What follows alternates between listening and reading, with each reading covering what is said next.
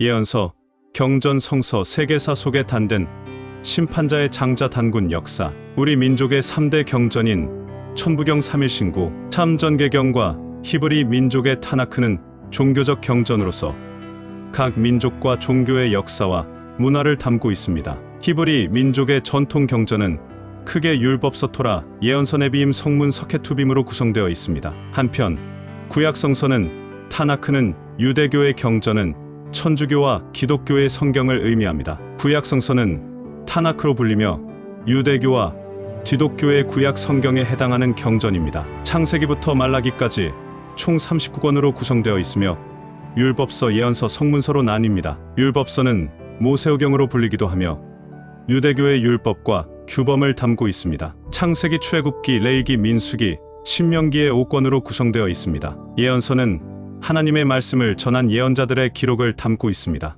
예언자들은 하나님의 말씀을 받아 세상에 전파한 사람들로 구약성서에는 24명의 예언자들이 등장합니다. 예언서에는 역사적 예언, 심판의 예언, 회복의 예언 등이 담겨 있습니다. 성문서는 시편, 잠언, 예레미야, 에가, 에스더기, 다니엘기 등 다양한 문학적 작품을 담고 있습니다. 시편은 찬송과 기도, 잠언은 지혜와 도덕을 담은 작품, 예레미야, 에가는 예루살렘의 멸망을 슬퍼하는 작품, 에스더기는 유대 민족의 구원을 다룬 작품, 다니엘기는 유대 민족의 포로 생활을 배경으로 한 작품입니다. 구약성서는 유대교와 기독교의 중요한 경전으로 그 내용은 이스라엘 민족의 역사와 문화, 종교적 신념을 담고 있습니다. 구약성서는 오늘날에도 많은 사람들에게 사랑받고 있으며 세계 문학과 문화에 중요한 영향을 미치고 있습니다. 구약성서에 기록된 단 지파는 가나안 정복, 전쟁 당시 북쪽 지역을 정복할 북군의 선봉부대가 될 만큼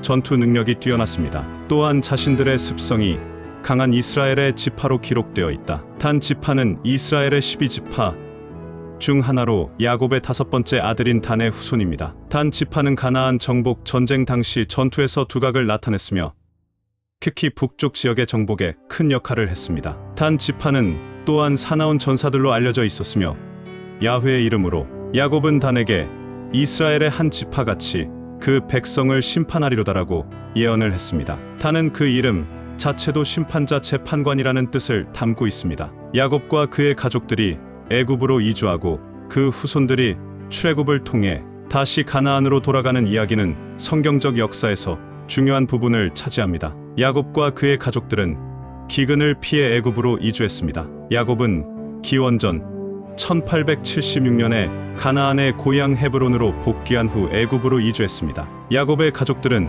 애굽에서 큰 민족을 이루는 일이 진행될 것을 예고하셨습니다. 야곱의 후손들의 애굽 탈출, 기원전 1446년 야곱의 후손들은 모세의 지도하에 애굽을 탈출하여 홍해를 건너왔습니다. 이 사건은 성경의 출애굽기에 기록되어 있습니다. 그 후 기원전 1400년경에 여호수아의 지휘 아래 이스라엘 백성들은 가나안 땅을 재차 정복하였습니다. 이 과정은 약 7년간의 가나안 정복 전쟁을 거쳤습니다. 이들의 이주는 성경적 역사의 중요한 부분을 차지하며 이스라엘 민족의 기원과 발전에 큰 영향을 미쳤습니다. 이는 하나님의 계획과 약속이며 이스라엘 민족의 역사와 신앙의 깊은 의미를 가지고 있습니다. 갈렙이 40세였을 때, 즉 기원전 1444년에 가나안 땅을 정탐하였습니다. 그리고 기원전 1400년에 이스라엘 백성들이 가나안 땅을 분할할 때 갈렙은 85세였습니다. 이는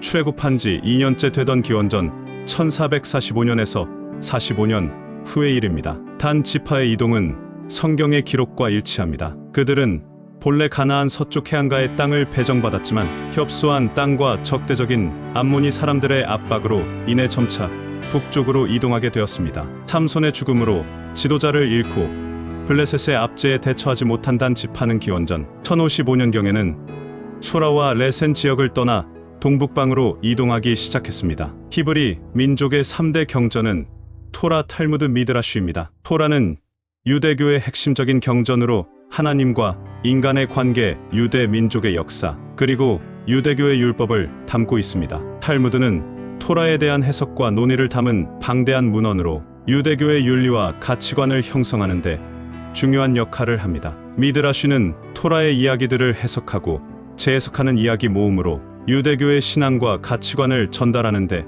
중요한 역할을 합니다. 이러한 경전들은 유대교의 역사와 문화를 이해하는데 필수적인 문헌입니다. 토라를 통해 우리는 유대교의 신앙과 율법을 이해할 수 있고 탈무드를 통해 유대교의 윤리와 가치관을 이해할 수 있으며 미드라쉬를 통해 유대교의 신앙과 가치관을 더욱 풍부하게 이해할 수 있습니다. 한국에는 오랜 역사와 독특한 문화적 정체성을 바탕으로 다양한 신앙과 철학 체계가 발전해 왔습니다. 그 중에서도 우리 민족의 정신 세계를 이해하는데 중요한 역할을 하는 3대 경전으로 천부경, 삼일신고, 참전개경이 있습니다. 이 경전들은 단순한 종교적 서적이 아닌 한국인의 가치관, 세계관, 그리고 삶의 방식을 형성하는데 중요한 역할을 해온 근본적인 교리와 가르침을 담고 있습니다. 천부경은 단군조선의 시조인 단군이 하늘로부터 받은 경전으로 알려져 있으며 우주의 창조와 인간의 본질에 대한 내용을 담고 있어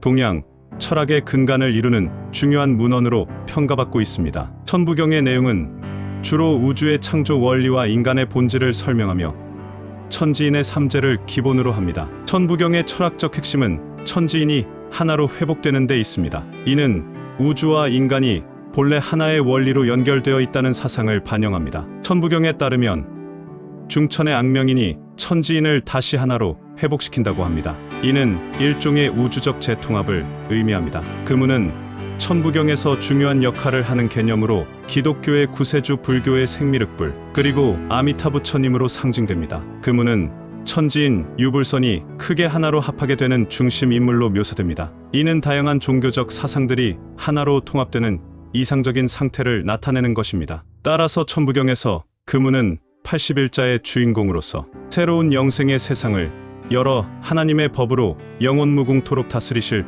주인공으로 설명됩니다. 이는 마귀가 지배하던 사망의 세상을 끝내고 새로운 시대를 여러 하나님의 법에 따라 다스리는 세상을 이룩하는 것을 의미합니다. 감사합니다.